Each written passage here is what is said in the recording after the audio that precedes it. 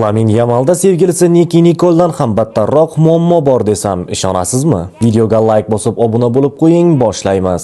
Lamin Yamal shu vaqtgacha dunyoning eng yaxshi yosh futbolchi sifatida dominantlik qilayotgan edi, lekin ishonavering, endi futbol olamida undan umuman qolishmaydigan yangi yulduz mavjud. Lennart Karl.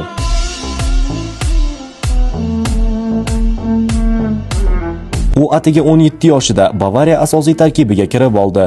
U Chempionlar Ligasining so'nggi 3 o'yinida 3 ta gol urdi. Oldin bu rekord Kylian Mbappega tegishli edi. Endi esa unga tegishli, ya'ni eng yosh 3 ta ketma-ket Chempionlar Ligasi o'yinida gol urgan futbolchi sifatida. O'tgan hafta u Sportingga qarshi o'yinda o'zining haqiqiy talantini namoyish etdi va uchrashuvning eng yaxshi futbolchisi sifatida ham tan olindi. U butun stadionni oyoqqa turg'iza oldi. Uning mahorati yoshlik davridan ma'lum edi. Karl Bavariya yoshlar jamoasi safida 19 ta o'yinda 41 ta gol urishga muvaffaq bo'lgan. Karl shunchaki gol uradigan futbolchi emas, u vaziyatlar yarata oladi, u to'pni olib qocha oladi va butun o'yin mobaynida o'yinni boshqara oladi. Ana endi haqiqiy solishtiruvlar boshlanadi. Chiqayotgan har bir yosh yulduz Lamin Yamalga taqqoslanaveradi. Albatta biz Lamin Yamalning startini ham unutmasligimiz kerak. Bir futbolchi uchun eng yaxshi startlardan biri, ya'ni boshlanish. Ammo Karlda umuman boshqacha, intensivlik va texnikaning uyg'unligi, g'alaba qozonish uchun to'ymas ishtaha ham mavjud.